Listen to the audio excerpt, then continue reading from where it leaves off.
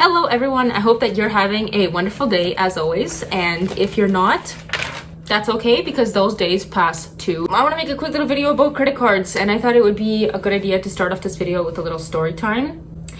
When I was 17 years old, my friend and I were walking through the Walmart parking lot, and she mentioned to me that her parents told her to get a credit card as soon as possible so that she could start building up her credit score, and it would make getting a house, getting a car, making any other big purchase that requires a loan from the bank easier in the future. Naturally, I thought I want to make my future easier too, so as soon as I turned 18, I got my first credit card, and I've been using credit cards ever since.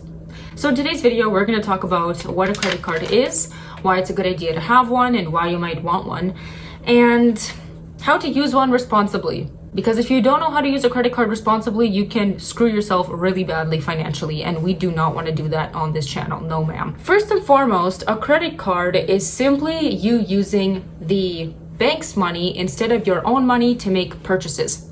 When you first get a credit card, your credit limit is probably going to be rather low. It might be maybe $500 or $1,000, but you can request to get your limit increased if you use your credit card responsibly for a while and the bank sees that you are a worthy person to lend their money to. Using your card for some time responsibly will help you to build up what's known as a credit score. A credit score is a score that basically tells future lenders how responsible you are with money and what the possibility of them getting their money back is. Based on your spending habits and history of making payments on time fully, your credit score will increase and it will make you eligible for lower interest rates in the future. Like if you want to buy a house, your mortgage interest rate is going to be lower if you have a really good credit score. Sometimes it will also make you eligible for better housing opportunities. People who are looking to get an apartment often have to get their credit score checked so that the landlord knows that you're likely to make your monthly payments on time and fully. And if you have a low credit score, you might not even qualify for certain apartments or for certain financing to get a car, for example. Some credit cards might come with an annual fee associated with them. Some credit cards might be free. But a good thing to know is that a lot of credit cards offer rewards. When I was living in Canada, from the time that I got my credit card when I was 18 up until I left Canada, I did not pay for a single movie ticket, because I had a credit card that accumulated points to go to the movies. So that was really handy. Of course, when my priorities changed a bit, I also got a card that accumulated grocery points so I could save on groceries and gas. So definitely shop around for different credit cards that are available to you, and based on if you value, let's say, travel, perhaps you value saving on groceries or recreational activities, you can get a credit card that suits your needs, or even multiple credit cards. Of course, credit cards are a pretty sweet deal, so they come with some rules. If you do not pay your credit card back on time, then you will be subject to accumulating interest and potentially late fees on a credit card as well. To illustrate how the credit card billing cycle works, let's take a look at 3 billing periods, and we'll assume that you have a credit card with an available limit of $2,000. So you've got billing period number 1, billing period number 2, and billing period number 3.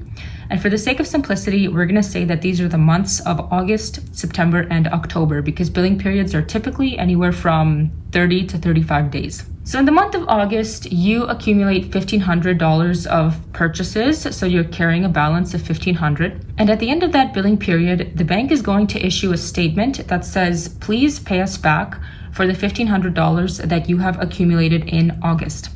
And that's going to be due 21 to 25 days typically from the day that we issue that statement. This period between when you get your statement to when the bill is actually due is known as the grace period, because you can pay back that $1,500 during that period. As long as you pay it off by the due date, you're not going to accrue any interest. You can continue making interest-free purchases during that time. So throughout the month of September, you accumulate $200 before the due date. So now your balance is $1,700 and your available credit is $300.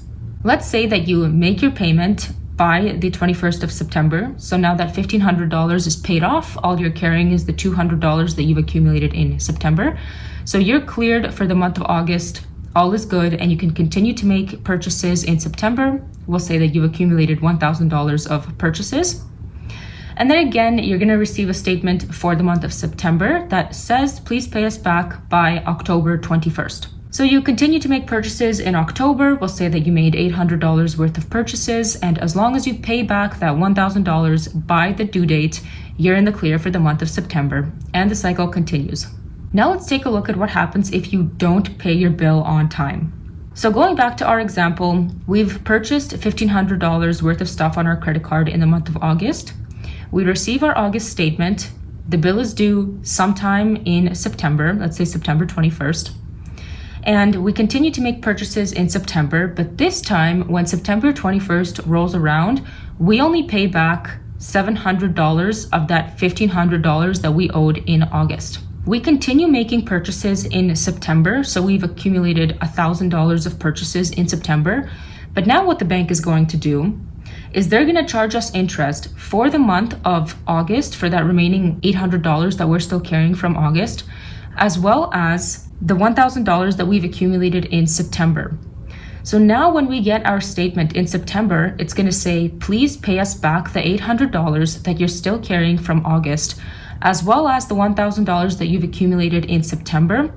Oh, and by the way, we're going to charge you interest on this and potential late fees, and we're going to nullify your grace period moving forward. So you're going to have to accrue interest on any purchases that you make in October. You can get your grace period back for future billing periods, but only if you make your payments fully and on time for at least a couple of rounds. First and foremost, it is most important to pay off your balance completely and on time every single billing cycle. A great way to do this is to just set up automatic payments so that you can set it and forget it, and just make sure that you have enough money in your checking account to cover your credit card statements every month. And another thing is to not fall into the trap of minimum payments. The bank will entice you to make less than the full statement balance by saying on your statement that you can also pay a minimum payment if you would like. So the minimum payment can be a flat charge. Let's say that it's $10, or it can be a percentage of your balance at that time. So maybe 1 to 3% generally. Of course, it's better to pay something than nothing, but it really is preferable to pay off your full statement on the due date instead of carry any previous balance from previous monthly cycles moving forward. So just avoid minimum payments. Don't fall into that trap. Another thing to be aware of is cash advances. So sometimes if you're really strapped for cash, you can go to an ATM and take out cash using your credit card. Cash is charged at a higher interest rate than even your credit card. So it's best practice to just not use your credit card for taking out cash. If you really need to, then okay, but just again, make sure that you pay off the full statement by the due date when it comes out. The other thing is to not pull your credit score too much. Specifically, don't request a hard credit check when you don't have to. There are many banking apps that have a approximation of what your credit score is sitting at, and it's good to reference that from time to time. Just keep an eye on it. But you don't want to request an official hard credit pull because it will lower your credit score slightly. So try to avoid that. I've only ever had to do maybe a few of those in my whole life. And generally, I just keep an eye on my credit score through the banking apps that I have. Something else that I recommend is to increase your credit limit when you have the opportunity to. So some banks, they will automatically see that you're now eligible after a time of responsible use, and they will automatically increase it for you. Others will ask you, hey, do you want to up your credit limit? You seem to be a responsible user of a credit card. I recommend to seize those opportunities when you have a chance, assuming that you can handle having more access to money, because it impacts your utilization ratio. So a utilization ratio is one of the factors that goes into calculating a credit score.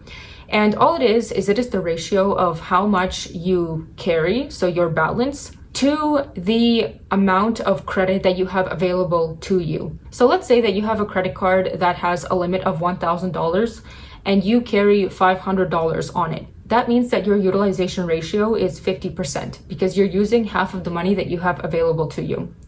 If you increase that credit limit to $2,000 and you continue to on average use $500 a month, that means that your utilization ratio has now halved. It is 0.25 or 25%, because you're using the same amount of money, but you have double the amount of credit available to you. So in the eyes of the bank, you look really responsible because you have $2,000 available to you, but you're continuing to only use 500 of it on average in a month. Another little tip to finish off this video is for parents. Parents, if you want to give your child a head start in accumulating their credit score, you can put them on your credit card as a user.